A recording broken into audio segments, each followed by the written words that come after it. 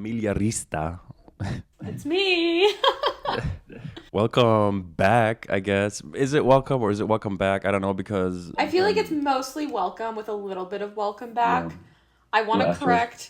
correct one thing. So, for your new listeners, let's hear it. yeah, Sam and I had a podcast. It was the first incarnation of sitting with Sam, sitting in his college on the floor of his college apartment's living room. And we chatted for 3 hours, and if Sam didn't have a little bit of a time cap here, we probably would sit here for 3.5 hours again. We would. Yeah. We had a really interesting conversation about Sam was sort of going through his deconstruction. I was sort of on the other end of that, where I went from, so I wouldn't have maybe used the word atheist or agnostic, but I was functioning as one and returned to the faith of my childhood, which was Catholicism. And I use the faith of my childhood loosely because, like most Americans and probably Europeans who were raised with religion, it's more of a cultural rite of passage than it is a really important part of their life.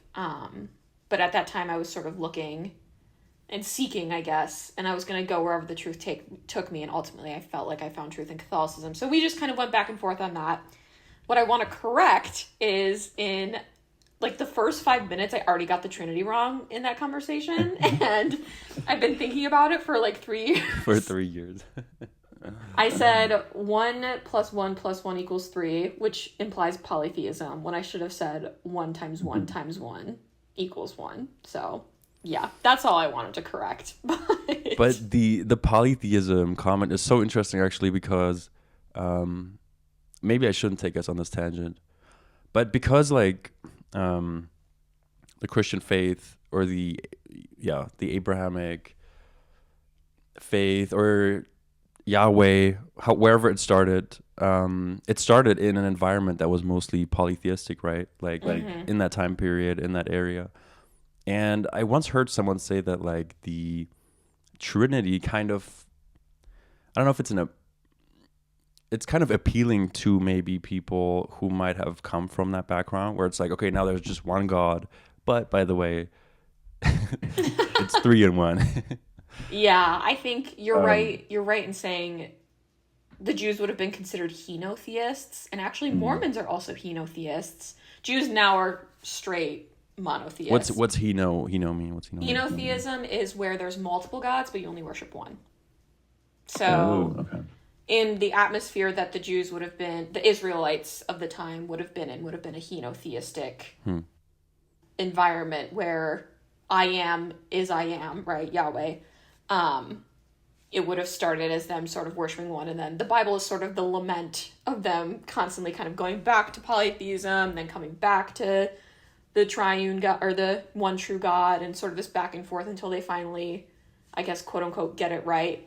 But Mormons are still henotheists because they believe you can become a god when you die. But this podcast is not about Mormons, because that's another thing I could go on about. But yeah, I think you're right in that it could be appealing. I think that's also, you can make the argument that part of the reason why, because I was actually having this conversation with someone in my Bible study recently, that I guess the Roman Empire, why did Jesus come at the time that he came? And obviously people of faith would argue differently than people outside of the faith and might not view it through this sort of spiritual lens. But when you think of the Roman Empire and them being this very large polytheistic community, I mean, yes, they had a really hard time grasping, the God-man. But at the same time, maybe you're right. And maybe it also did kind of help that shift a bit because they were already exposed. And I think the Catholics that I know who are really into sort of early church history would point out, I guess, points in other histories where maybe humanity was being prepped to sort of accept this idea of the Trinity. So, kind of interesting. Yeah, it is kind of interesting. By the way, you came from Mass this morning, or just now, right? Yeah, I just left Mass. Any special mention of because I think the new Pope also held his inaugural Mass, is that what? It was his inaugural Mass, and it's funny you say that. So today is also, I am not Polish, but I attend a historically Polish parish, and it's also the birthday. Shout out. Yeah, shout out to the polls. But it's actually the birthday of Saint Pope John Paul II, and it's kind of sweet to think that on his birthday there's also an inauguration of another pope. So that's really sweet. But I went to confession this morning, and my penance was to actually offer up my mass for the Pope, the new Pope, Pope Leo XIV. And in my priest's homily, there were also like 2 baptisms today, so he kind of had to really smash everything into one, but he did briefly touch on the importance of praying for our new pontiff. So if any of you listeners out there are Catholics, please pray for our new Pope. We need a strong leader. But yeah, so we did chat a little bit about it this morning. Okay, and I mean, it's no secret, I kind of wanted to do this episode with you, especially because we got a new Pope, Pope Leo XIV. I'm wearing my camo sweater because it's like the most Midwestern thing I could. Yeah. in honor of Bob from Chicago. Yeah. But what I know in kind of the outline that we had agreed upon, we want to touch on like the basics, like what is the papacy, who is the Pope, why is the Pope? Yeah. So with this new Pope, also going back to Francis, who this was kind of the Pope that who was before Francis? It was Pope Benedict XVI was before. He was a German, right? He was. Cardinal Ratzinger was his name before he was Pope. Because I kind of barely remember him, and then Pope Francis was like the Pope of since 2013, so it's been a while since we were children. Exactly. And since I'm not a Catholic, I never really cared about him, but I always kind of had like a vague idea of who he was, or and I know you said he was kind of a controversial figure in some ways.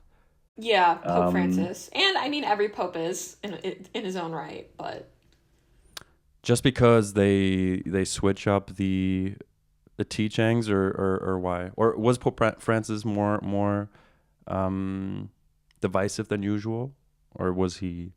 Yeah, so I think Pope Francis was sort of controversial for a few reasons. So something to know is, so prior to I'm going to give you the last 4 popes, because all 4 of them are kind of important. So there was Pope John Paul II, who was a Pole. He was from Poland.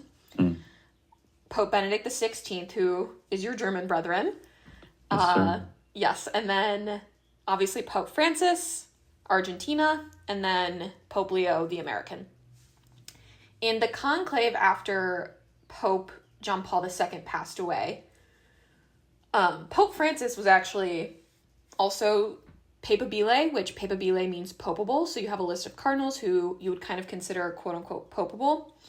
And yeah, so it's a good word. It is. I also like the Latin of papabile, I think is really fun. So in that conclave, it was actually, and part of it is you're sworn to secrecy, so we don't know all of the details, but Pope Francis himself even said during that conclave, he was actually he was like kind of high up on, potentially being elected. You have to have 2/3 majority to be elected.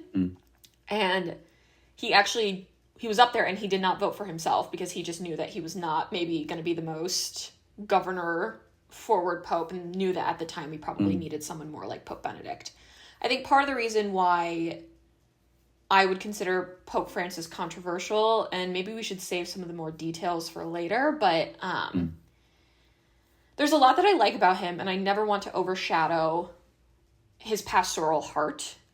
His motto, so each pope has a coat of arms, and in it is sort of the motto for their papacy, and his is by having mercy and by choosing him. So right out of the gates, he's very pastoral. He's done a lot for speaking out about immigrants. When he was actually the Archbishop of Buenos Aires in Argentina, he took public transit because he wanted to be seen as one of the people. He, is a Jesuit, and one of their vows is poverty. So he wanted to live in the simple papal apartments instead of the traditional ones. And when he was actually made a cardinal in 2001, he told his people, don't spend the money to come to Rome to see me become a cardinal. Save it and donate it to the poor. So he has this great heart for the poor, and I think that's really important, and I want to highlight that. But in doing so, I think he struggled theologically and from a governance perspective. One of the things that he was sort of set to do when he was elected was there was this hope that he'd be able to clean house in the Roman Curia. And the Roman Curia is sort of all of the offices that surround the Pope at the Vatican. And, there was Vatican bank scandals. Unfortunately, there are sex abuse scandals. And the hope is that he would sort of clean house a bit and kind of get people out and bring new people in. And I think he only half accomplished that, really. Not nearly to the degree that people probably hoped he would have. And I also think in his effort to show charity and show mercy, he also sort of, I think a lot of his legacy is going to be kind of this convoluted. He spoke in a very flowery, sort of convoluted way. Mm. He was submitted a dubia, which a dubia is a formal question or doubt raised by a bishop, and it's submitted to the Pope, and you're supposed to respond without theological argumentation. It's a yes or no question. And there were 5, I don't remember all 5 of them. One of them was Cardinal Raymond Burke. And it was after the document Amoris Laetitia that Pope Francis wrote. And in it, he sort of laid out this really uber specific scenario that would have been potentially theologically controversial, or I don't want to use the word heretical because it wasn't heretical, but it sort of was it didn't really need to be said. And this was in 2016 when the dubia was submitted based on a footnote in Amoris Laetitia. He didn't respond for 7 years.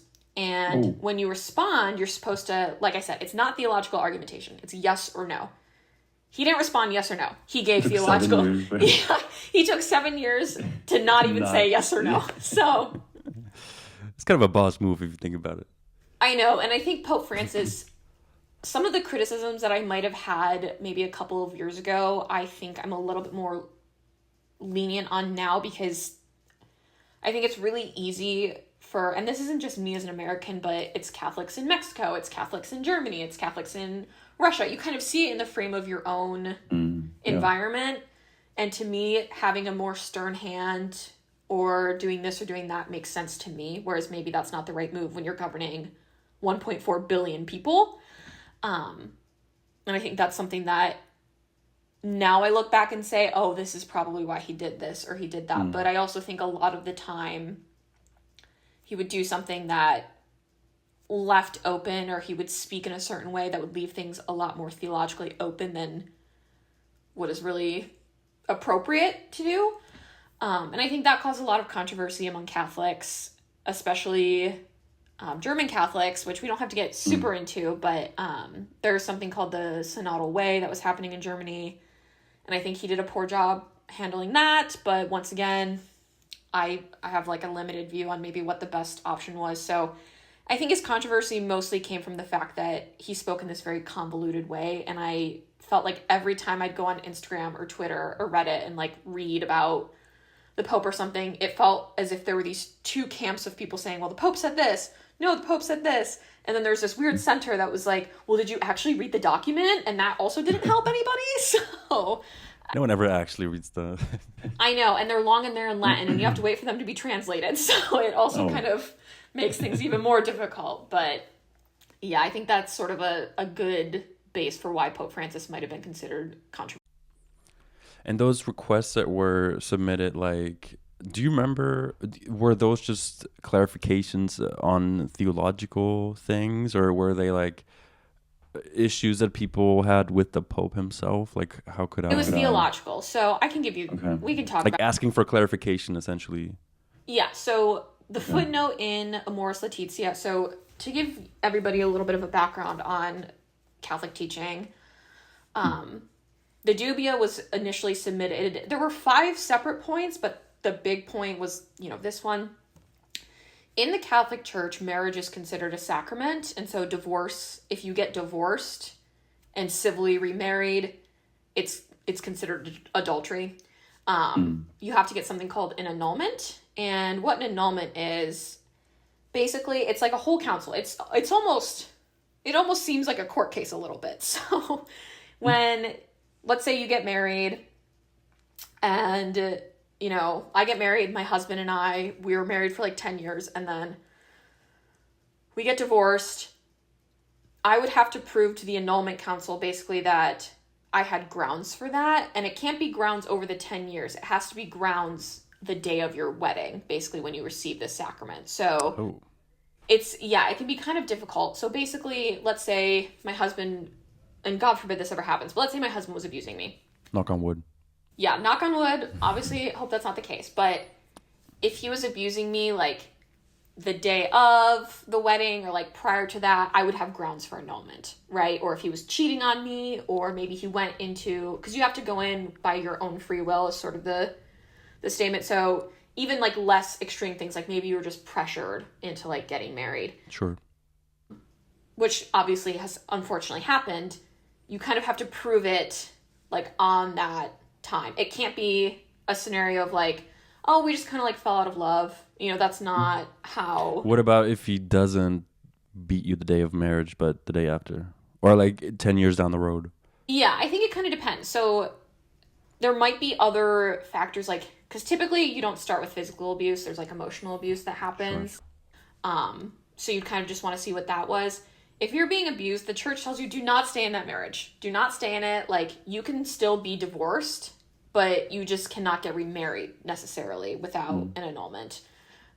So yeah, if, like, I had kids or something like that, and I was, like, in this abusive marriage, my priest would absolutely tell me, leave, do not stay. It's not safe for you. It's not safe for your children. The problem would come up if I would choose to get remarried. So that's really where the issue is. So how this relates to Amoris Laetitia is it was a long document about the family and marriage, and it translates to the joy of love. And in a footnote, there was sort of this scenario laid out about reception of the Eucharist and its reception for divorced and civilly remarried Catholics. So another point of teaching is Catholics have the Eucharist. We're a little different from some of our Protestant brothers and sisters. We're probably most closely aligned with our Orthodox brethren. And it's the belief that the Eucharist and the wine is the body, blood, soul, and divinity of Jesus Christ. Like literally. Literally. And the hands of the priest are ordained to make that spiritual reality come to pass. And so you cannot receive the Eucharist in a state of mortal sin.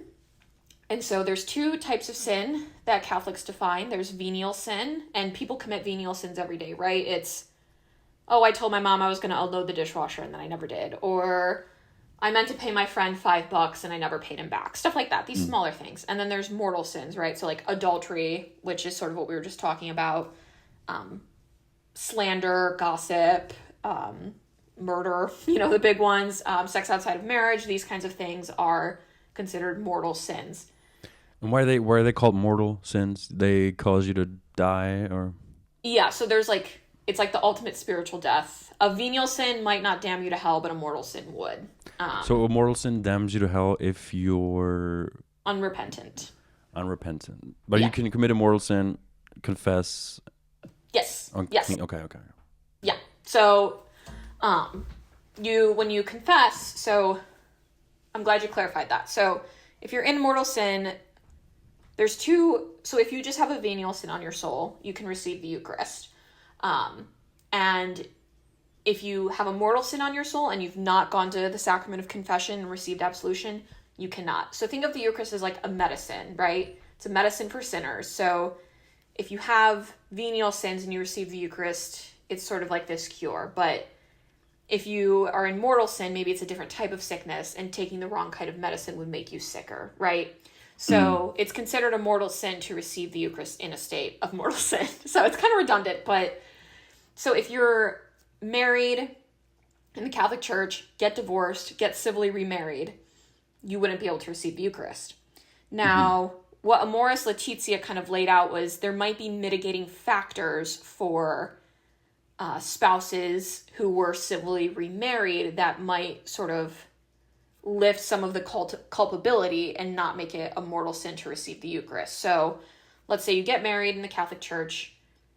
Maybe both of you like fall out of love or whatever it is. You get divorced. One of them becomes an atheist, remarries, and then maybe the marriage isn't all that great, but they have a bunch of kids, so they can't really separate. And then the wife who was once Catholic decides she wants to come back to the church, but she has these mitigating factors where if she leaves her new husband, she's going to be homeless, she's going to have these children. So there's these really specific scenarios, and I want to overstate that. It's very, very specific scenarios. It's something that should be discussed with your priest or spiritual director, even maybe your bishop, that would determine, is it morally acceptable with these specific mitigating factors in this specific scenario that might reduce culpability for reception of the Eucharist for these people. So it's very, very like these scenarios or this situation, and you're not determining it yourself. You're determining it with your spiritual director. And unfortunately, people, once, like you said, people aren't reading the documents properly. So then people read it and like, oh, Pope Francis said that Catholics in new marriages outside of the church can receive the Eucharist again. Like, it's all good. It's all kosher. So the dubia that was submitted, that was sort of like the big thing, was to confirm, like, okay, Pope Francis, this footnote that you put in there, you're affirming that it's like these specific scenarios, correct? So that's where the yes or no comes in. And while he kind of wrote yes, like, yes, that's what I meant, he took like a page to write it, and it didn't really just say yes or no. It sort of defeats the purpose of the dubia. So I think that's a good example of how it was a really easy way for him to say yes or no, and he's trying to be pastoral, and he's trying to say, yes, there are these very specific scenarios with mitigating factors that would allow reception of the Eucharist for people who are maybe in these specific scenarios with these specific guidelines, but the likelihood of that happening is so low. And when people sort of read the footnotes on it, the footnotes of the footnote, they come to their own conclusions. So instead of being really clear about it and then responding with yes or no, he almost further created confusion around it. And it just makes it really difficult to kind of understand what's permissible and what's not. And as the Bishop of Rome, he's supposed to be this signal of clarity for global Catholics. And I don't think he fulfilled that. Okay.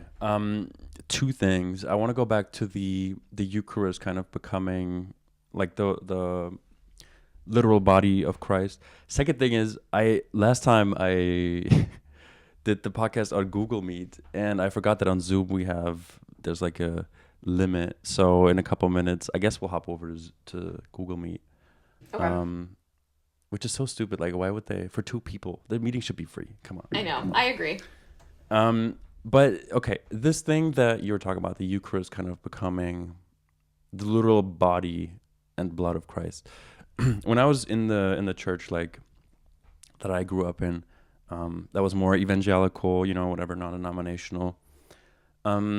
We had this view of Catholics that was very, it was honestly very unkind now that I think about it. Kind of, you're not even really Christian, you're Catholic. Yeah, I'm used to hearing that one. Yeah. And obviously I've changed my mind on that. But one thing that I have never been able to shake was always this intuition about that belief is just so weird to me. And no offense, obviously. Because like, to really think about it, I guess, do you, like, how does that work? How would you explain that to someone? Because to us, it was always like, okay, it's a symbol. It's obviously just like, it's a metaphor. Yeah, this is bread that's made out of like whatever, wheat, whatever. And this is like wine or whatever. But at what point of consuming it does it like transform into the body of Christ? And then one more thing, the reason why this also was always seen as like a heretical thing from our perspective was like because it seems like Catholics are crucifying their Lord over and over again, or that was kind of the frame that it was put in, which I thought was interesting. I mean, now I don't have really any strong feelings about either side anymore, obviously, but I've always found it very interesting that, I guess, I don't know if it's necessary Catholic teaching, but in general, this idea that, okay, we're literally consuming this thing that then transforms into the symbol. Or I guess it doesn't transform into the symbol. It's the symbol and then it transforms into the literal thing. How do you think about that? Yeah, so it is essential that you believe that as a Catholic. Um, Unfortunately, there are a lot of Catholics who don't believe that, but it's in the Catechism of the Catholic Church. There's actually a whole something called a Eucharistic revival actually happening in the United States right now to sort of combat the belief that it's just a symbol. And I have heard the idea But of is it like, important that it's not just a symbol? yes, it's Like very important why is it important? because that's what the early church believed. And Okay. Catholics were very, very steeped in tradition. I think we talked about that a little bit in our last meeting, is you didn't realize how much Sure.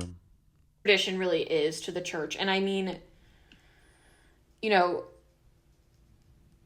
I could sit here and like say that I like knew absolutely every like little intricacy and response, and I don't. But I guess to sort of answer the question the best that I can, it's not transformed by you or me. It's only by the priest that it transubstantiates. So you can't like buy online, little communion wafers and like consecrate it yourself, or when you consume it, it becomes as much.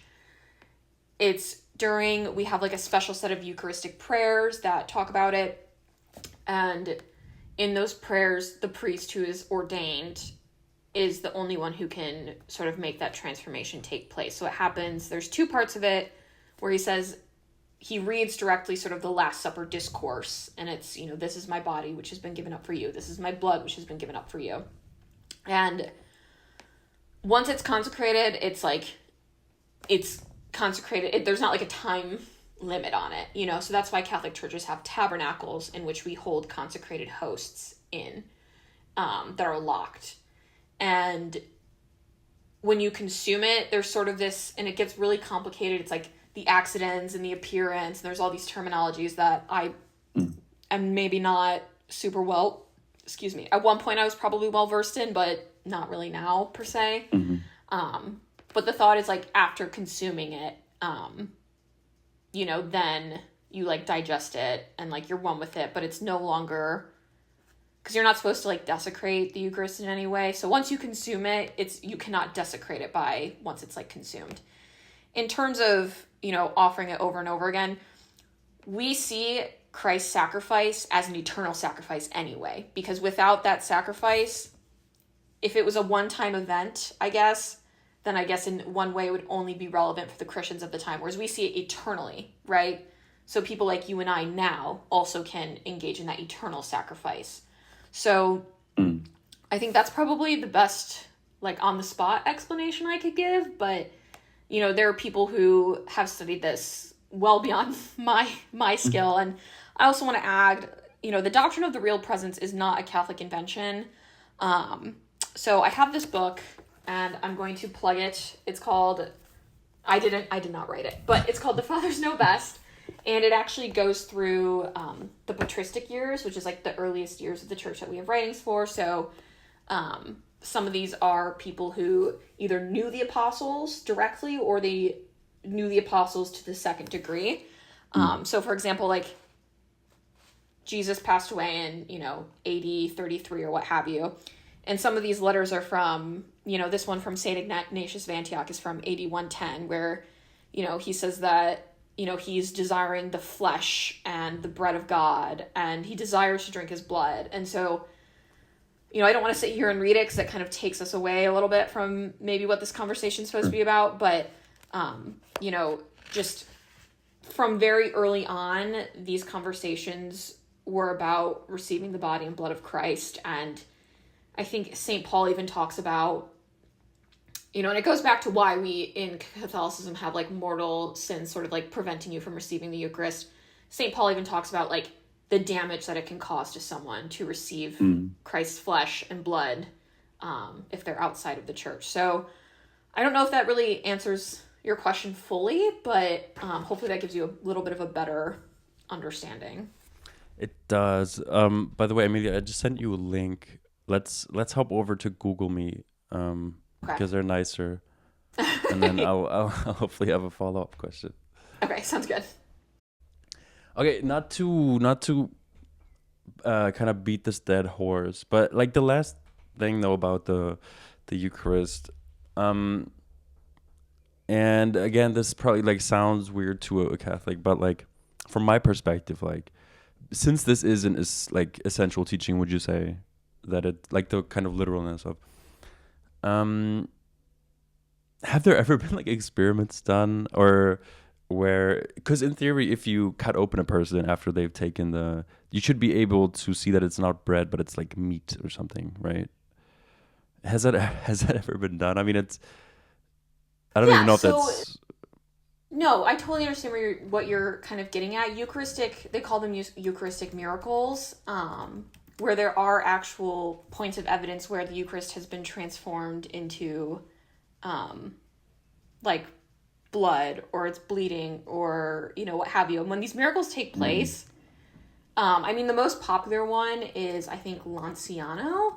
So the miracle of Lanciano was this monk who he like doubted the real presence and witnessed it kind of transform into body and blood while he was consecrating during mass.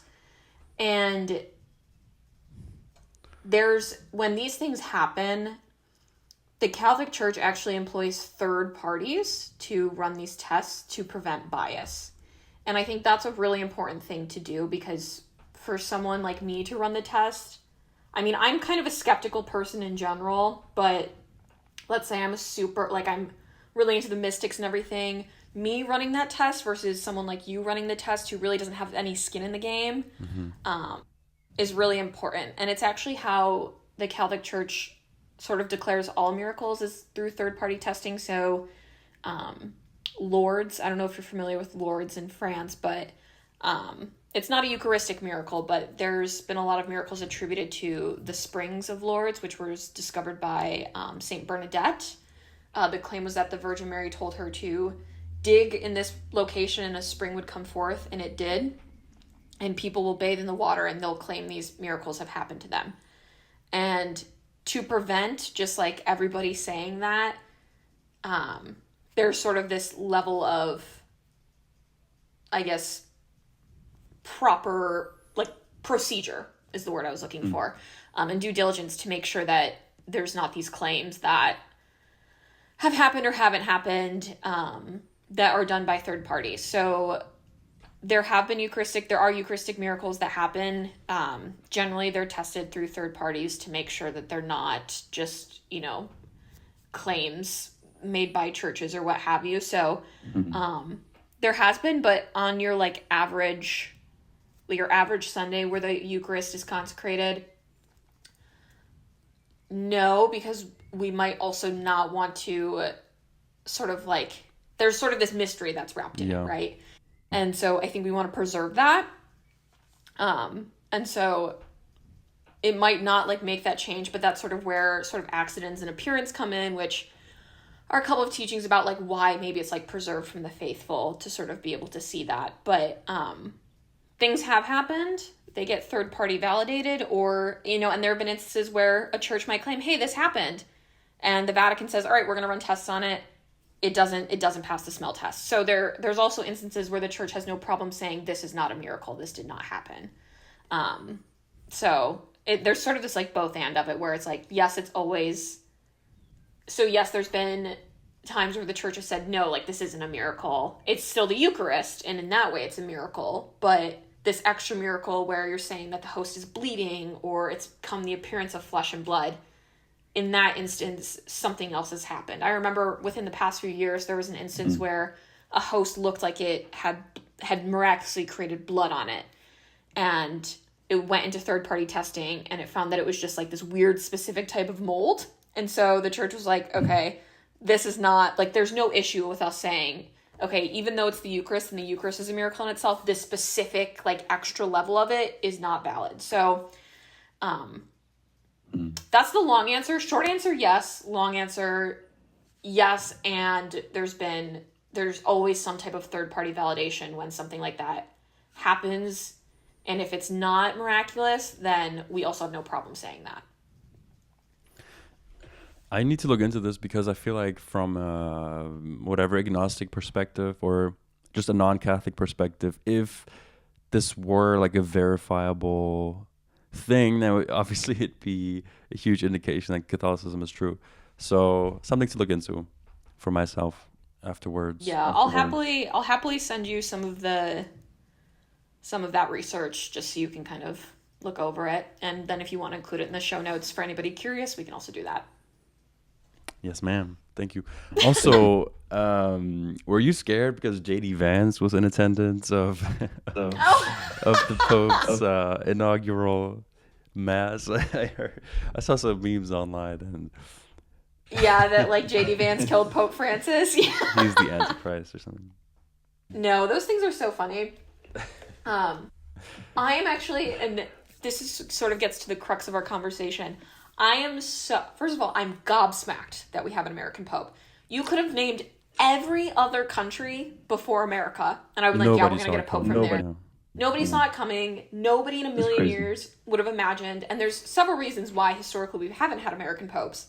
But I am like so excited to have an American Pope, and I'm excited that it's Pope Leo the 14th specifically. So JD Vance being there, I think it was the memes between him and Pope Francis, I think, are so funny. Like, I think they're hilarious. I think something You think really he killed him? interesting.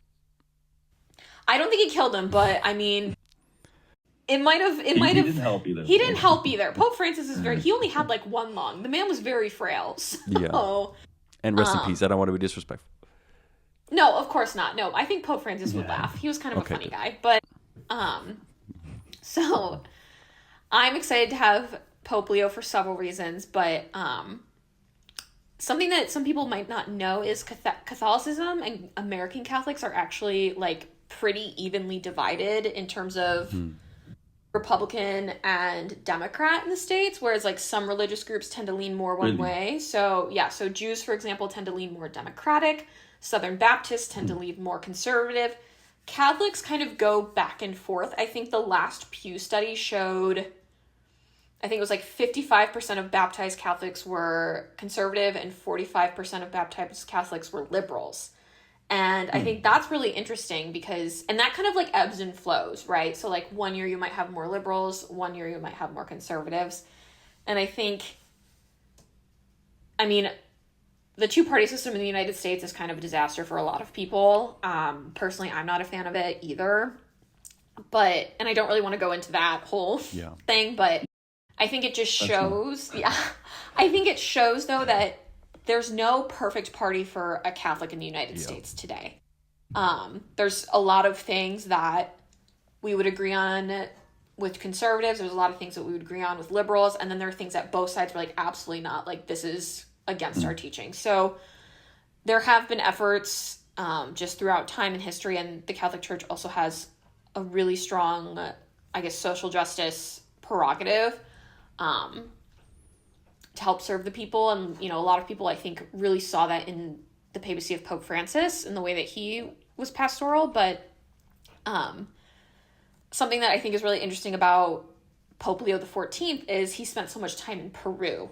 And I think that's going to be a really amazing gift to the church. But I don't know how much you know about Pope Leo. I'd be happy to kind of give you like a quick summary on his background if you'd be interested. Yeah, please do. I just know that he's from Chicago, that he... Yeah, so Bob far I from like him. Chicago. All the videos I've seen, he seems like a very... The vibe I'm getting from him is very positive, even though, again, I'm not a Catholic. But he seems like a good guy. But give us the rundown. No, he seems like a very sweet and humble man, which I really love. When he was presented today with the fisherman signet ring, which each pope has a fisherman's ring, and it like you stamp documents with it. Because St. Peter was a fisherman, right? St. Peter was a fisherman, and we believe in the chair. Yes, exactly. The papacy, we as Catholics believe we have an unbroken and traceable line all the way back to Peter.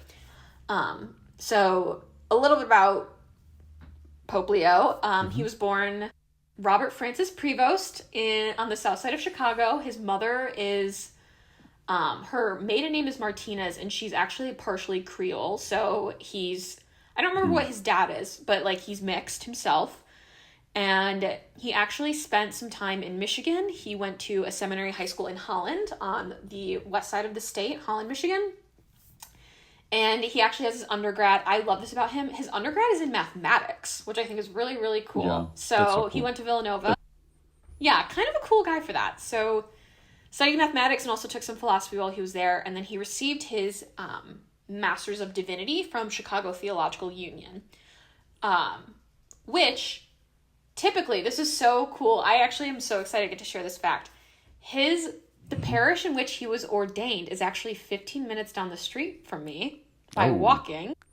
Only a 4-minute drive. I've been to that parish a million times. So the Augustinians, he's an Augustinian brother, which is an order of the church.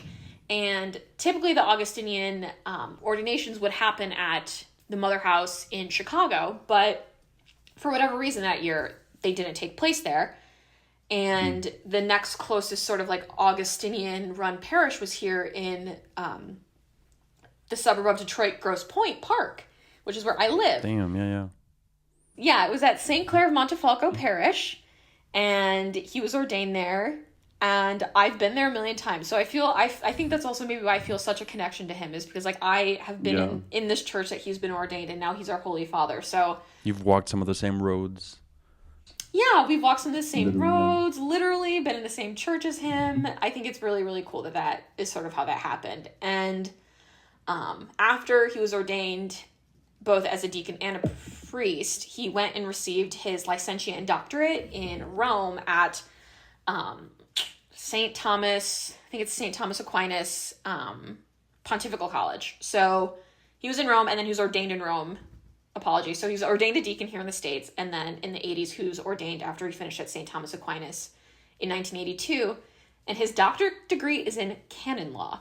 So for those of you who don't know what canon law is, it's kind of unexplainable. There's 1,500 plus like laws about formalities and things that happen within the church, and you can literally get a law degree in just Catholic law on its own.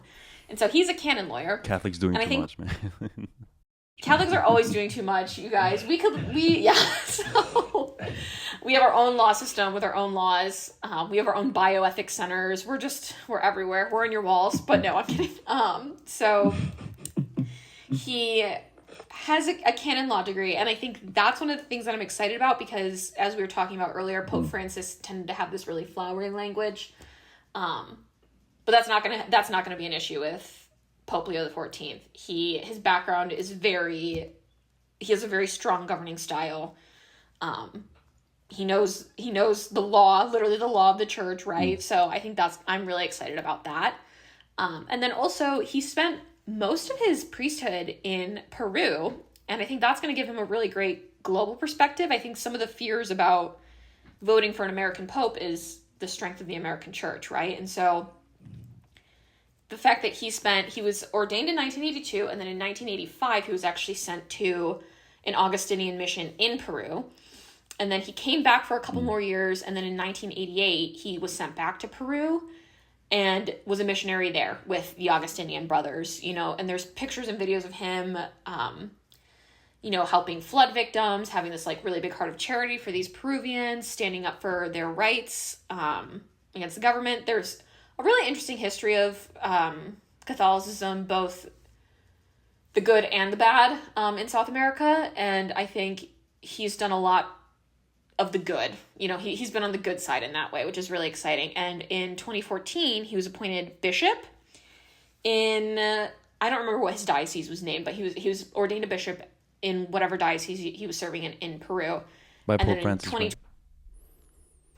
He was appointed in 2014, so yes, he would have been appointed by Pope Francis as bishop, and then in 2023, he was ordained a cardinal by Pope Francis as well. So he's kind of known as the blue-collar cardinal, which, he grew up in the south side of Chicago in a working-class family. He lived in Peru for a couple of decades. He's seen a lot and he's done a lot. And I think with his canon law degree, it's interesting. I was listening to this sort of like first impressions of Pope Leo from a Catholic apologist that I really respect. And he was saying how Pope Leo was appointed to lead the dicastery for bishops. So a dicastery is just like an office, basically. So there's dicastery for the doctrine of the faith. There's dicastery for divine liturgy and worship. There's dicastery for election of bishops. There's a million of them. And they all are in Rome. And Francis, even though I guess they reportedly didn't always see eye to eye. He appointed Pope Leo, when he was still Robert Prevost, Cardinal Prevost, to lead the dicastery for bishops because he still trusted him and knew that he was the right person for the job. And I think that's kind of interesting because it also shows that, you know, despite maybe the fact that he was American, he still was seen as competent enough to be elected pope. And I think that's really cool that regardless of maybe what has been conceived of him, he clearly has global experience serving Catholics everywhere. He is very proficient in, you know, governance in the Vatican because he's helped operate in the Vatican. And now he is he's the supreme pontiff of the church. And I think the American church could use a letter from Paul for a lot of different reasons. And so I really hope, it's so funny. He was walking down the hallway, Pope Leo, and an American journalist said to him, you know, like, do you have anything, you know, they're like trying to hold his mic up, and it's like, do you have anything, are there any things you would like to say to the American church right now? And he just goes, many. Yeah, he goes, many. God bless you all. And so I'm really, really curious to see like what that shakeup looks like, because I think, there seems to be this idolatry among American Catholics about politics. Honestly, all Christians, I think, in America, it's really quite interesting. And I think it falls on both sides of the party line. Sure. In the past couple of presidencies, I mean, Donald Trump has done a lot to sort of reach American evangelicals.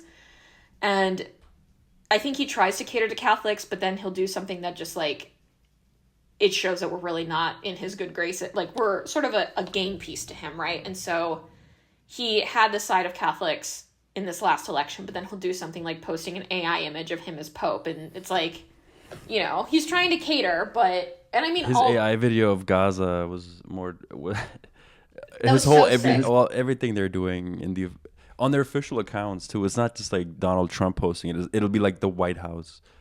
Yeah, it's absolutely foul. Yeah, I know. We don't have to get into it, but we don't have to, but we could.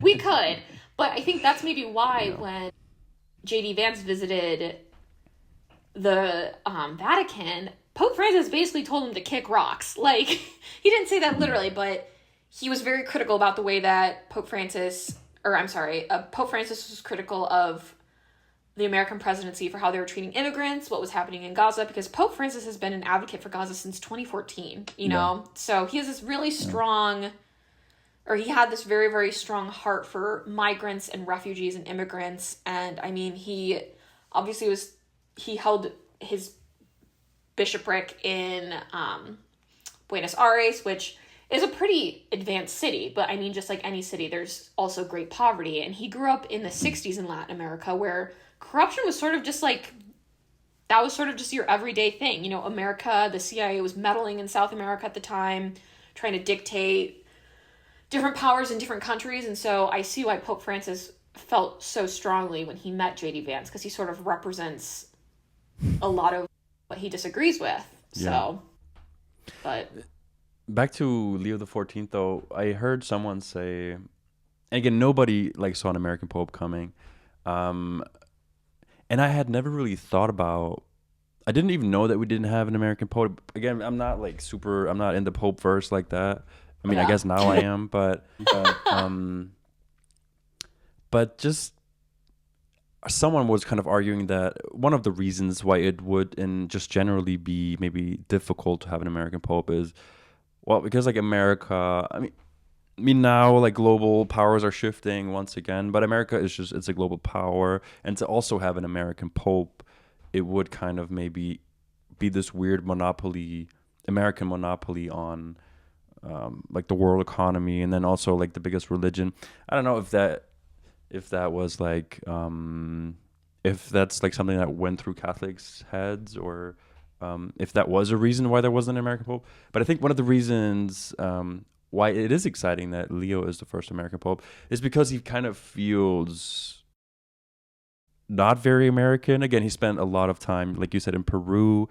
He is known to be critical of J.D. Vance. I think before he became Pope, there like some retweets or something resurfaced where they were like critical of Vance's immigration policies or whatever. Or I think at one point J.D. Vance was trying to pretend like I think he was like adding at the Catholics and was like trying to rank people in order of how a Christian or whatever is supposed to treat people, in a kind of anti-immigrant sort of manner. And then Leo kind of, I think, reposted some criticisms about that. But so I think it's exciting that there's an American Pope, because I think he can also speak to America in a way where the American church will listen maybe to someone that they might not be as open to if it was an Italian Pope again or something. Yeah. Do you know what I'm saying?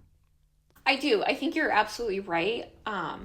You're right in the other hand as well as America. So the College of Cardinals. So you have to be there's the College of Cardinals, and then within the College of Cardinals is like a smaller group of those who are able to like actually elect who's the next pope. And I mean, for really until I guess in the past few hundred years, America's cardinals were not even necessarily American, right? Because then when we did have American cardinals, for them to really be active participants in the conclave would have taken ages, because they would have had to take a boat to get to Rome by the time the conclave would have started, right? So there is this level of, like you said, influence. And after World War II, when all the other global powers kind of fell and it was America as the last man standing, there was a real concern. And that you were absolutely correct. That is maybe a reason why. I think it's really telling about the state of America in general that we have an American Pope elected, and we don't really have to get into that, but I think that's some food for thought about how the rest of the world views America, that having an American Pope maybe isn't that big of a deal anymore. I don't necessarily think we're going to get an American Pope for a while after Pope Leo, but I mean, I didn't think we were going to get one to start. So he's young. He's I'm 69. excited. He's 69, so he'll be around for at least, and God forbid something terrible happens to him, he'll be around for at least 15 years, right? Yeah. So we'll have him for a while. We had Pope Francis for like 20 years. So it's gonna be a long papacy. And something interesting that you touched on about America as well. Like, we have these America's kind of known for being these like large and in charge, very outgoing people. And sort of as I was saying about Pope Francis struggling to sort of govern these 1.4 billion people, there's a level of prudence that you have to have as Pope to govern all of those people. And also remember, some of the people you're governing are in countries where it's very difficult for them to exist as Catholics. And so if you have someone who's really sort of loud and proud, it's going to be difficult, especially if they're American. So I think you're right on that. Something interesting about the namesake. So when popes pick their names,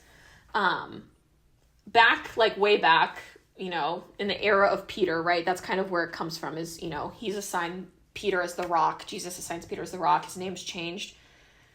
And so that sort of starts this tradition of people taking on names. And you don't have to take on a name that's already been chosen, but it is traditional for you to take on the name of a saint. And Pope Leo is the 14th Pope Leo. So Pope Leo the Great, back in like 425, this is so funny, Attila the Hun was trying to invade Rome, or Italy, I should say, and Pope Leo the Great basically like rode on a horse to meet him and said, "Hey, can you spare us?" And he turned around. Attila the Hun turned around. So he's like, "All right, sounds good," which I think is kind of funny. But and this was the first Leo Pope, right? I don't know if he was very early. So he would have been Pope. He's called Pope Leo the Great. Because he did that. But he would have been like first, second, third, like super, super early Pope Leo. And then Pope Leo the 13th. So the previous Pope Leo, who I think was an Italian, he would have been at like the end of the 1800s, early 1900s, that he was like born and lived and served as Pope. He actually wrote a document called, I think it was Rerum Novarum, and that was a papal encyclical in response to the Industrial Revolution. So in this document, he talks about the importance of like workers' rights and making sure that, the economy works for the people and not for like the few. Making sure that hours are not extraneous, things like that. And then he actually, this is really interesting, the heresy of Americanism exists, and that was from Pope Leo the 13th. And it isn't pertained specifically to America, But that's sort of the culture in which was happening in America. That's why it was named that. So I think it's even more interesting that Pope Leo the 14th chose that. It's a weird little, like, I don't know, little wink to the past, but the heresy of Americanism is sort of, it sort of criticizes putting, you know, country values before your spiritual life, sort of like minimizing Catholic doctrine for your own personal gain, especially among like Catholic politicians, and also the idea that, you know, where does your loyalty lie? Your loyalty does not lie to your country. Your loyalty lies to your religion, and these values that God, are not inherently. I'm sorry? to God, hopefully. Yeah, exactly. Your alliance is to God. Your alliance is not to the president or whatever country you're in. Like I said, it's called Americanism because it was out of response for the culture of the Industrial Revolution in America, but it applies to all. And it also criticizes, like, natural virtue. If you're putting natural virtue first instead of, like, the cardinal virtues that are in, like, the book of Philippians, justice, prudence, fortitude, temperance. And then, of course, theological virtues, whereas they should all sort of be, like, level. So, like, natural virtues, like, hard work and, like, pulling up your bootstraps. Like, if you're putting that before you're putting temperance, justice, and prudence, there's a problem. And, like, once again, over loyalty to one thing that isn't God is a bad thing. You know, it's not saying it's bad to be patriotic or to love your country, but it is saying there is a line. Where are your priorities at? Exactly. Where are your priorities? Are you, you know, when you speak, like, are you speaking the truth of the church, or are you just, like, speaking political points? And I can think of the culture now where people are saying, like, I saw this really terrible thing on the internet, which I'm sure you've seen. And it was this woman doing a live painting, and she, like, paints Donald Trump looking at Calvary, like the 3 crosses of Calvary. I haven't seen that. Yeah, she does this live painting, and it's on the stage of a mega church, and she's painting, and it's Donald Trump, like, gazing on Calvary. And that to me is, like, idolatry. You know, that just, it seems so obvious to me because maybe I'm not on the inside of even, like, me and evangelicals are not. Brain, I don't know. No, not even that. But it's like, evangelicals don't see me as, like you said, you were taught that Catholics aren't even Christian, even though we're literally, like, the OGs, right? Sure. So they don't see me as, you know, their friends. And for me to, I mean, maybe here in the Midwest where it's, like, a little bit less intense, but, like, in the South for sure. Like, to me, that just seems so obvious that why that's wrong to do that on a stage at a church. But I think of that kind of, like, to me, I'm like, oh yes, this is the heresy of Americanism being played out. And I think because Leo the 14th chose Leo the 14th in sort of an echo of Leo the 13th and came out and said, I chose this name because of Rerum Novarum, the encyclical on treating workers of industrialization. I'm really, really excited to see the correction that Americans, and I mean the global world, I mean the economy works for the few at this point in a lot of parts of the world instead of the people. And I mean, obviously he's the Pope, so he's not, like, he can't make laws or anything, but I think calling Catholics to have a better heart of charity just globally is something we really need right now. No, totally. And I'm glad you're bringing up Leo the 13th. It's something that I wanted to hit to specifically.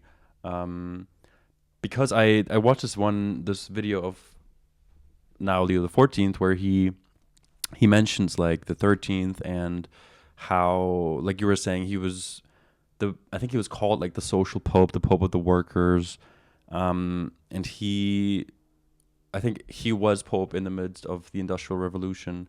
And then Leo kind of says that now we live in a time where he specifically mentions, like, developments in AI as, like, a new kind of industrial revolution that the church needs to address. And I thought that was so interesting. Like, again, Francis was kind of the pope that I had in the back of my mind. I wasn't really paying attention to him or to even the role of the pope. But to have someone now like Leo the 14th, who he seems like a lot younger in spirit. He seems a lot more he speaks like 4 languages. He has a degree in math. He can talk about AI without it sounding like he just read like a Wikipedia. It's like, I mean, again, I'm not a Catholic, but my algorithm knows like I'm hyped, and like 50% of the videos are like Pope Leo now. So I don't know. I just think it's and he uses Twitter. Like I follow him on Twitter, and something he posted today. I was reading. This is like something I don't know if he has a team that's tweeting, but I also wouldn't honestly be surprised if he knows how to tweet. Um, he said like, I was chosen without any merit of my own. Now with fear and trembling, I come to you as a brother who desires to be the servant of your faith and joy, walking with you on the path of God's love, for he wants us all to be united in one family.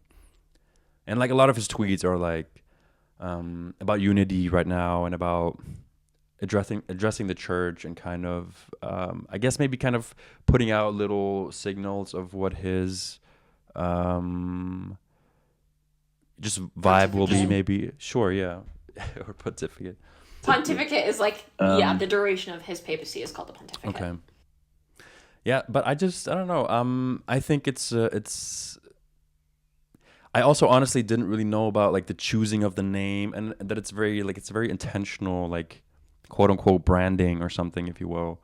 Um, so it's exciting. I think the direction that he might be kind of trying to pull the church into, whether or not you're a believer. Again, I'm not speaking from this necessarily from a perspective of like, okay, even though he is getting me a little bit excited about Catholicism, I'm not gonna lie. But even if I was like atheist or something, I think just recognizing that, okay, the Pope, I don't have to see the church in a specific light, but the fact is, it is basically the biggest organization in the world, like with 1 point something billion people, members, who do take note what the Pope is saying, and who do take, um, like, yeah, you can't write policy in that sense, but he can, like, indirectly, basically. Um, so I'm hyped. I don't know. And again, I don't. It's weird always for me, because then sometimes I'm like, why do I even care? But like about the Pope specifically, or about the church. But it's also just cool from like just getting to know like a little bit of the history, and a little bit of like the naming, or the Room of Tears, where they choose the Yeah. yeah, or having watched Conclave, which we kind of texted about a little bit, which was funny because I went to the theater and saw it by myself. I love to go to the movies every now and then by myself. Haven't done so in a while, but The Conclave was one of the first movies now to bring me back to the theater. It was mostly like an empty theater, mostly like middle-aged, two elderly women around me. It was a cool viewing experience. And then 24 hours later, like actual white smoke like emerges from the chimney. And then I also read on social media that I think the Pope's brother, he confirmed that like Pope Leo actually watched the conclave right before his. It's just, it feels kind of feels like we're in a simulation sometimes, even though I don't believe that. But it's kind of crazy to think about this meta world that we live in now. The Pope has seen the movie about the Pope, and he talks about AI, and yeah. Yeah, I think I told you this. I have not seen the movie Conclave. Yeah, shame on Although you. I know it's not, I'm not against, I'd like to say it's not that I'm like against seeing it by any means. It's just there's other movies that I'd rather watch first. I think Sure. like there are a couple things to kind of dispel about the movie. First is that like there's no such thing as like secret cardinals or like secret elections to certain offices. That's just it doesn't happen like that. And while there are sort That's what of, they want you to think. oh my gosh, please stop. um so Cardinal O'Malley, so a lot of it is wrapped up in, we kind of know the basic function of it, but a lot of it is wrapped up, like you take an oath of secrecy when you are a cardinal in the conclave. And so we can't know about like tallies, and the votes are anonymous. So there are certain things that we aren't allowed to know, but we kind of know the basics of it. And Cardinal O'Malley shared that it's more so like a spiritual seminar than it is these like two rival sides of the church, whether it's going backwards or going forwards. And I actually shared with you, and I'll talk a little bit now about it, is Cardinal Zerny out of Canada did an interview with, I think it was 60 Minutes maybe, and the interview sort of was baiting him a little bit with this question about like, is the church going to go backward or forward? And he says, I reject that premise completely, because it's not about going forward or going backward, because even the most, for lack of a better term, once again, the church is not an American political organization, but conservative bishops or cardinals and like and liberal cardinals, even the most like a quote unquote extreme sides of things still are going to unite over like gospel principles. And so I don't really want to paint it like it is painted in the movie. And yes, of course, like I'm not saying that we know through history there have been times where there has been influence, external influence. The longest conclave took 2.5 years in the Middle Ages because they couldn't stop. Like, people kept trying to, like, infiltrate their opinions into the conclave. So was this before they got locked in a room? This was before so I think it was in 1274 is when the process was formalized. Shortly after in 1059 was the schism between the Orthodox and the Catholic Church. And that was sort of when a more formal process of whether it's being locked in a room, secrecy, before there was a combination of both, like, either self-appointed successor. So Peter appointed Linus as his successor, right? So you might appoint your own successor, or they were Allegedly. proposed by... No, I'm joking. I'll stop. So, yeah. So anyway, it's okay. So, but even the not so allegedly, like, we can even come more forward in history and see like self-appointments, or not self-appointments, but successor appointments, or people proposed by laity or noblemen or other clergy. Clergy have been the only people to ever vote. There's never been laity voting. It's always been the clergy, but in terms of influence, like, absolutely. So now, to kind of cut that, there is, you're locked in a room. There's sort of something funny that came out about how, like, ravioli and whole chickens are blocked from being consumed because you can hide notes in them and things like that. So these silly little things that happen. No way. Yeah, no, I think it's actually so sweet. But everybody is sworn to secrecy. The cooks, the people who are in the Vatican at the time, like, everybody's sort of sworn to secrecy. And so we don't really know the exact, but like Cardinal O'Malley said, it's more of this spiritual seminar. And yes, they're talking to each other amongst, the time that they're in. But I'd also like to add, this is a pretty quick conclave. It was less than 36 hours, which is pretty unheard Super of. quick. Yeah. The last 3 conclaves were 2 or 3 days each. So it was relatively quick. And so I think that even more so kind of shows that the focus was just to get someone good, and there might not have been as many choices this time. They knew that after Francis's pontificate, they needed a different type of pope, and Leo sort of came ahead. And there was other papabile. Once again, that's popable, in case you forgot. And for whatever reason, like, Robert Prevost, who is off the lists of many, came to light. And I don't know, I'm just really excited. I have a good feeling, like you said. So he talks about unity. His coat of arms, his motto is, in one we are one. So in the one we are one. So in Christ we are one, basically, is what it's implying. It's like the one body idea, kind of one head, one body, maybe. Absolutely.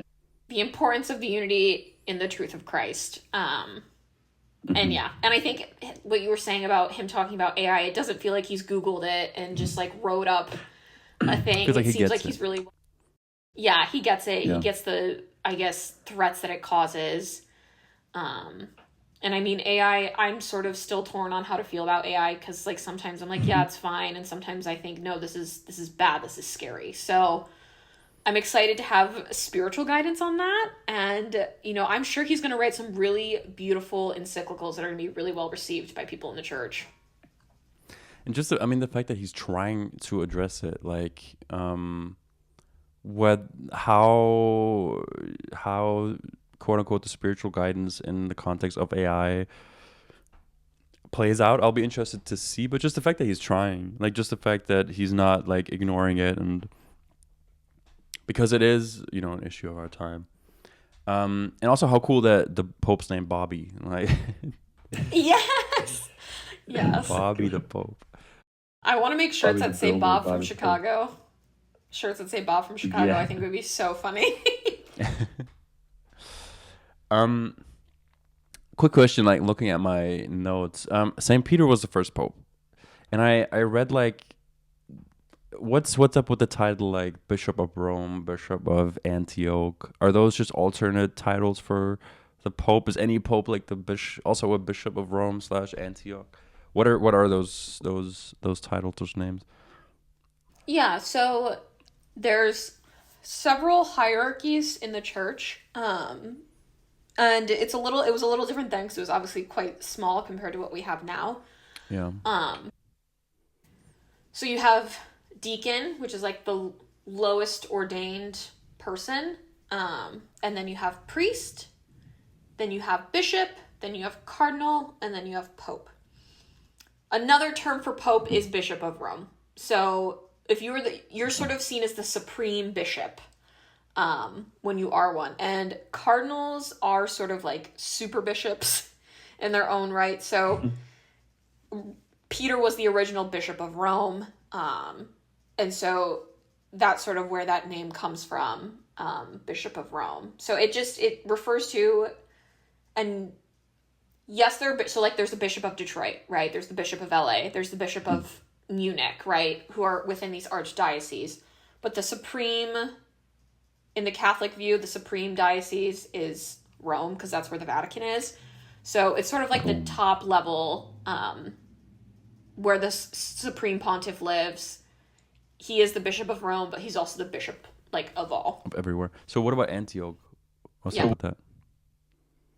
So that's sort of like, you kind of get into, so there's Ignatius of Antioch, right? So there are, like back in the early church, in the same way, even though there was Antioch, and that kind of gets, I think you're kind of pointing maybe to like the Orthodox question a bit. Is that accurate or? No, not really, okay. but. Okay, well, we can talk about it. So, and I'm not an expert on the sort of break between the Orthodox and the Catholic Church, but in 1059 there was a split, and some of that split came from papal supremacy. So the Orthodox Church has patriarchs. So you have like the Russian patriarch. I think they have an Antiochian patriarch, the Patriarch of Constantinople. So and this is like not an appropriate term, so if you have Orthodox listeners, I do apologize. They're sort of like these little popes of their own like grouping, right, that like falls within their patriarchate. And that's sort of what the split was about, that and something called the Filioque.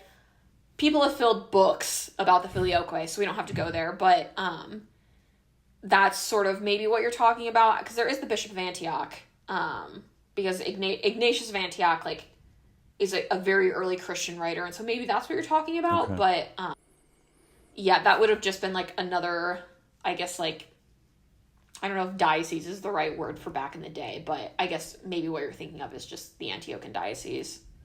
Okay. I want to go back to this one verse where I don't know if it's in all the Gospels.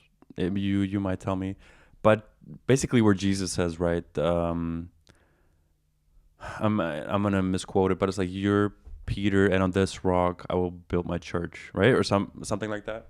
Yeah. The way, again, I grew up, and in the context of, you know, thinking Catholics aren't Christians, they're getting all the stuff wrong. It starts at this verse.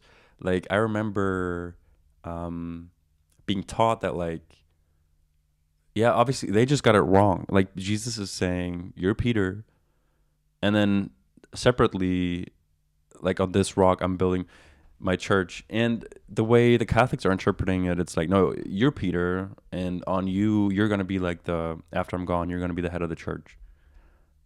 Right? Are there extra, and I know there are, but are there extra biblical, or is there extra biblical evidence where you can tell, okay, Peter was the really the kind of the first pope, and then tracing that lineage, because there is this very strong lineage, this very strong history that we mentioned. But how, like, from someone who maybe isn't a believer like me, I would find it important that it is a very important claim that, okay, Peter lived in Jesus' time. He knew him personally. He is the head, or was the beginning of, like, the Catholic Church. How reliably can you trace, like, the Pope or the papacy back to Peter, and then the second Pope, the third Pope, kind of from maybe someone who's a little bit more skeptical? Would you be able to do that in a pretty confident way? Like, Yeah, I think you're kind of asking two questions here. okay, So I think one is maybe you're asking like what the biblical and historical basis is of the papacy, which I'm happy to yeah, share. And then I think the other question you're asking is like, do we have a list of basically that lineage? yeah, or like The answer, evidence that it's actually, yeah, yeah. So we yeah, do. yeah, So we can talk about that. So I did okay, pull notes for this. So I'm really excited you asked. So, so yes, the verse you're referring to, Matthew 16:18 through 19. And I tell only you, Matthew or other gospels as well? I, I wasn't sure. I don't know off the top of my head. I think most of the Okay, time Catholics do refer to Matthew 16 through 19, okay, or chapter 16, verses 18 through 19. So, and I tell you, you are Peter, and on this rock I will build my church, and the powers of death or the gates of hell, depending upon what translation, shall not prevail against it. And so Jesus is establishing what Catholics believe is, and also I think probably other believers too, at least directly on Peter, he's getting some type of unique role among the apostles. And it's guaranteeing that the church will endure.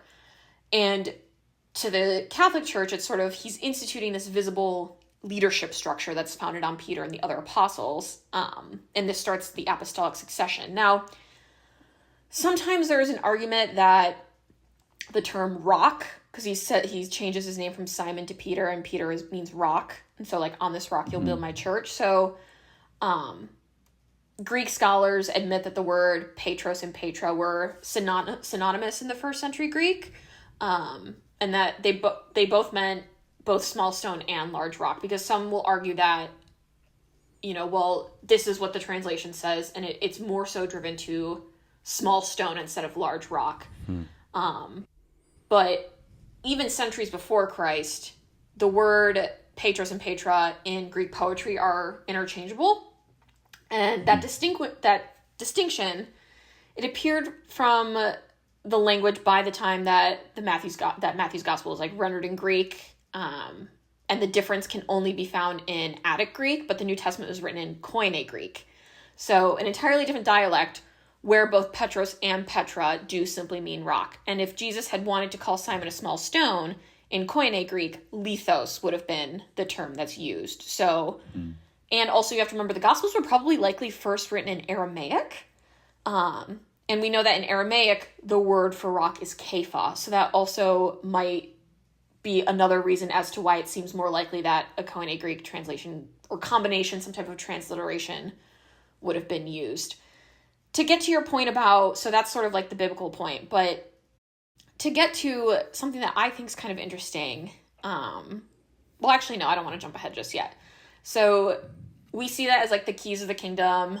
That symbolizes his primacy and that it's not going to fall. And then after Jesus returns, he goes directly to Peter and is like, do you love me? If you love me, feed my sheep. So it sort of is reaffirming there's some type of direct special role that Peter has. Now the question is if you believe in apostolic succession, right? The Gospels show pretty clearly that Peter, at least at that time, has some type of special role. So now you kind of have to figure out, all right, what's the primacy? Like, does he have primacy? And, is it made clear that it's just that one chair? So in the time, and we do have some earlier writings, but I know Saint Irenaeus of Lyon wrote about it in, like, the AD 100s, but I don't have that pulled. But for those Bible nerds and patristic nerds out there who might be listening, who are like me, Irenaeus of Lyon does speak about it. But Cyprian of Carthage, who was in, I think he wrote this in 251. It was during, I think it was between Novatian and Clement. There was some type of schism happening. Clement being sort of the Catholic side.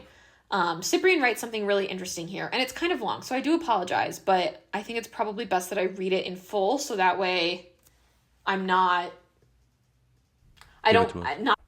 that your listeners would accuse me of like chopping it up, but then it's like, it's in its fullness, right? So, it says, from Cyprian of Carthage in 251, if any will consider us, there is no need of a long treatise and of arguments. The Lord saith to Peter, I say unto you that thou art Peter, and upon this rock I will build my church, and the gates of hell shall not prevail against it. To thee I will give the keys of the kingdom of heaven, and what thou shalt have bound on earth shall be bound in heaven, and what shall have loosed shall be loosed in heaven. Upon one he builds his church, and though to all his apostles after his resurrection he gives an equal power and says, as my Father bath sent me, even so I send you, receive the Holy Ghost, whosoever sins you shall have remitted, they shall be remitted unto them, and whosoever sins shall have retained, they have be retained. Yet, that he might make unity manifested, he disposed of the origin of that unity beginning from one.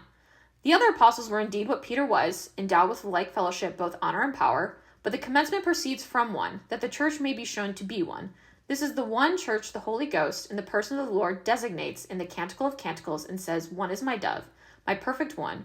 One is she to her mother, one to her that bare her. He that holds not this unity of the church, does he believe that he holds the faith? He who strives again and resists the church, is he confident that he is in the church? The substituted passage is as follows, bound in heaven. Upon one he builds his church, and to the same he says after his resurrection, feed my sheep.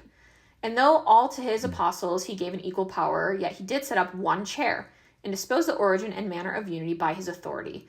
The other apostles were indeed what Peter was, but the primacy is given to Peter, and that church and that chair is shown to be one. And all are pastors, but the flock is shown to be one, which is fed by all the apostles with one mind and one heart. He who holds not this unity of the church, does he think that he holds the faith? He who deserts the chair of Peter, upon whom the church is founded, is he confident that he is in the church? So this is like a pretty, in my opinion, very strong directive from a very early time. I mean, I know that it seems like, 250 years is like a pretty long time, but in that era of history, also him speaking, you have to remember, if he's already speaking like this exists, it's not like he has to over-explain it in the same way that I think it was Polycarp, he wrote about the Catholic Church in like the 100s, but he didn't spell out what Catholic meant, which implies that it already existed, right? So basically, Cyprian is saying like, yes, there's this oneness, there's this group. He's talking about he who I directed to feed my sheep. You know, if you are outside of Peter, are you even within the church? Do you even hold the faith? So even if you don't necessarily believe in, I mean, in my opinion, if you read that, you have to believe in some type of apostolic succession, right? And you can get into which churches have apostolic succession and which don't, but it seems like pretty early on within Christian history, this desire to have continuity. And I mean, we see the apostles get replaced in the book of Acts, right? St. Stephen is martyred, he's replaced. I think it's Matthias replaces him, or maybe he replaces Judas. Someone gets replaced in the book of Acts, and like we kind of see that happening. So there's this level of succession that takes place, and that sort of line is traceable. Obviously, like some historical documents we just don't have anymore because, you know, parchments are very fragile and things like that. But from what we do have, I would say it's pretty clear. And once again, I'm going to reference like this book, The Fathers Know Best, that has like a lot of really good patristic writings on it, that show that there was a very clear and very, I guess, recognizable structure and head of the church very early on. And we see that Peter, you know, in the Bible is given some type of special power. And then through extra biblical writings, it seems like that's continually reinforced. Okay. I just like the idea of like the very clear lineage and having that kind of to fall back on, even though, you know, there have been controversial popes and some of them have done odd things, and they are just all human, you know, at the end of the day. But coming from a background where we didn't have that at all, where it was very much this like Protestant thought that I also value, and I can see why it's appealing.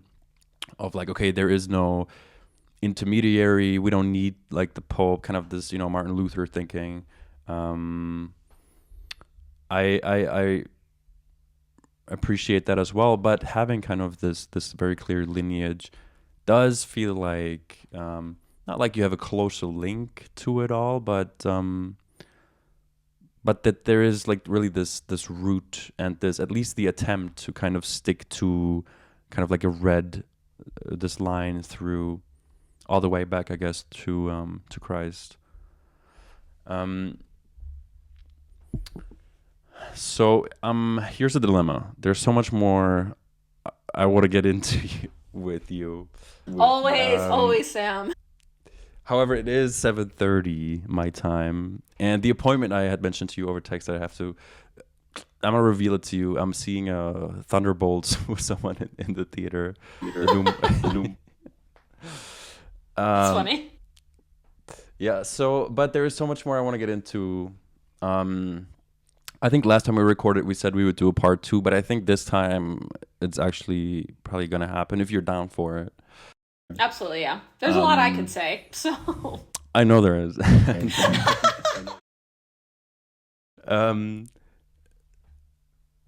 d- Well, we'll text anyway, like behind the scenes or whatever. But a part 2, maybe, because I do want to also get into more of kind of like your personal relationship that we just mentioned super briefly, where I think you grew up Catholic and then you, as many people, had a kind of little bit of deconstruction. Then you found your way back to Catholicism. And I think also in our original episode, we had talked a little bit more about like just maybe some ways in which we disagree or where we see things similarly or not so similarly. I think maybe we can get into a little bit of that meat next time. Not a debate. I don't like debates. I don't want to debate you. We're pals. We don't need to debate. Me, so. No. That's not. Yeah. But anyway, Amelia, it was, even though I'm cutting this off in a kind of awkward way, thank you for coming on again. Sorry for the connection issues. All the software issues. Listen, this is episode 3, okay? I'm giving myself grace to figure it out as we go. And I'm sure I'll see you super soon. But what do you have going on for the rest of your day? I'm going to see Thunderbolts. Do you have anything exciting on your Sunday? No, my Sunday, I am very much a Sundays are a day of rest gal, so I'll just be kind of, chilling, and I'm helping plan a friend's bachelorette a little later, so, very exciting. That is exciting. Yeah, I guess if I were to leave the audience with any closing thoughts, if you, and I mean, shameless push for Christianity, if you don't have the answers, someone else probably does. And I'll just leave everybody with that. That was something that a priest who said that to me, I was really struggling at the time with some of the Old Testament. And he actually was an Old Testament scholar. He taught at Sacred Heart Major Seminary here in Detroit. And I think it kind of stuck with me because it gave me the freedom to say that I don't need to know everything, because that was, my OCD gives me that desire to want to know everything. And maybe that's why when I come to these conversations, I have like, Sam was like, no, you just come as you are. I can't do that. I have like a 20-page document, which is notes and notes. But and that's notes. why you're like such a good guest. Like, I don't have to prepare. Yeah, so yeah, we'll talk again soon. Yeah, for sure. Because there's a lot more I can say. To find you anywhere, like, do you want to shout out your Instagram or something, or no? You don't have to, but you can.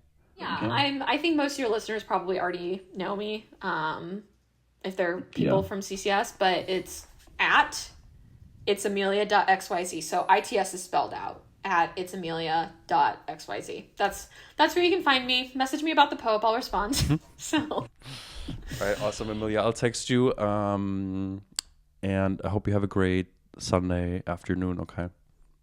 Yes, you too. Enjoy your film. I will. Thank you. All right. Thanks. Bye, Sam.